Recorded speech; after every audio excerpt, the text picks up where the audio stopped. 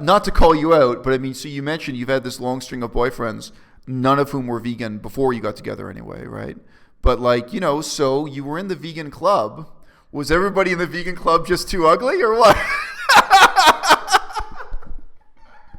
You're assuming that there was boys in the vegan club. It was all female? What? It was like, yeah. Really? Yeah. Okay. There's no vegan men. Do they actually exist outside of the internet? Like, really? Wow. I don't know. Well, you know what? So I've talked to some other famous YouTubers, whatever. Well, like Vegan Gains is famous. He's legit famous. But, also guys like Ali Tabrizi, the vegan activist. And a lot of them say to me that the majority of their audience is female. And like, oh, maybe all vegans are female. Like, maybe 90% of vegans are female. Because we get statistics on YouTube.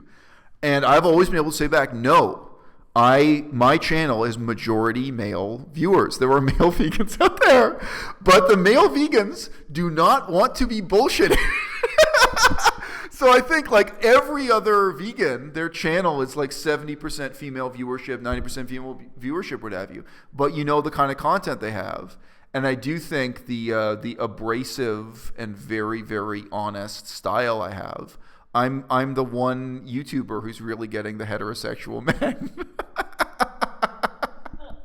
That's funny you should say that because I haven't looked at my demographic in a long time, but I was anticipating having like 90% female, but I think I have an audience of 45% male.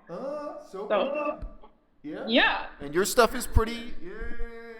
It does influence how I want to proceed with my channel because when I first started, straight up, like I thought like 90% female, and it's actually one of the reasons why I haven't necessarily uploaded like more like girly content, I guess. Like when I do fluff videos, I'm not talking about just girly things because I recognize that half my audience is male. So while I do want to create things that I enjoy, I mean obviously I'm posting this for other people to watch, so to say that it's purely for myself, that would be a lie. I'm interested in creating content that people want to watch. So, but yeah, I was very surprised. Like pleasantly surprised, Men are cool too, but well, no, it probably is because your content takes itself seriously, and also not to boast, but a lot of your viewers did come from my channel. The interview I did with you, I think each of those videos got up to about 3,000 viewers, very slowly, but so I did direct some traffic over your way. I'll just say this though, because I mean, obviously, I talk a lot about the philosophy of being on YouTube on my channel. But, for me now, like in some ways, this is the end of the time in my life where I'm really trying hard with YouTube. If I had never tried hard, then I wouldn't know what that's like. But I've now had a long period of uploading multiple videos per week and spending a lot of time, live streaming and reaching out to fans and communicating with people and stuff. And I feel that's now ending. And it's now ending partly because I have a girlfriend and I have a job. And in general, I have good news about my court case. I don't know when, but at some point, I'm going to be spending more quality time with my daughter. And I don't have a schedule yet and this stuff, but it's no surprise that I'm winning in court in France. There was no way I could lose that case. It was ridiculous. Unless the judge turned out to be Doreen Ryder's #1 fan. There was no way I could lose. But anyway, yeah, so I'm regaining, joint custody of my daughter. I'm going to be spending quality time with her. So that's one factor. It's just there's more positive stuff in my life. That's not YouTube, right? And I'm glad I had this period of time where I was really pouring it on and making the most out of YouTube. But that's probably going to stop for 6 months or a year or forever. Who knows, depending on what I do with my life.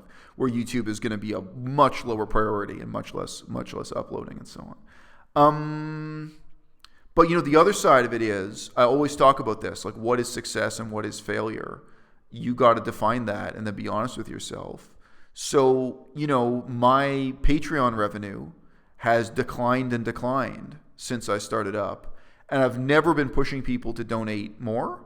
Like, I never wanted, like, an individual person to give $50. I don't think that's appropriate. Like, I don't think my content is worth $50. I just wanted many people giving $1. So it was like a stable, low commitment. I mean, $1 per month is really, really low. That's always what I've been saying is don't donate more, just donate $1. And not doing any incentives to get people to donate more. But that has declined and declined as I've been, uploading more and more. So I also recognize that. It's like, okay, that is not what I expected. I did come up with initial targets and projections. Like, this is what I'm expecting to achieve. This is what I'm hoping to achieve. And I've failed that.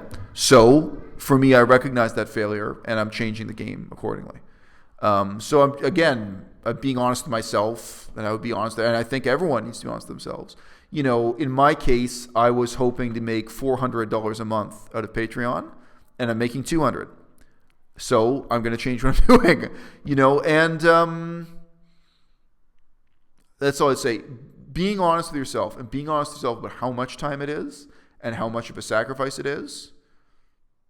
It's easy. I mean, whatever you've edited, your videos aren't heavily edited, but the amount of time you can spend editing, if you time that, you may not realize that was 3 hours editing. You know what I mean? Like, it really adds up. You may think you're not spending much time answering comments and emails from your viewers.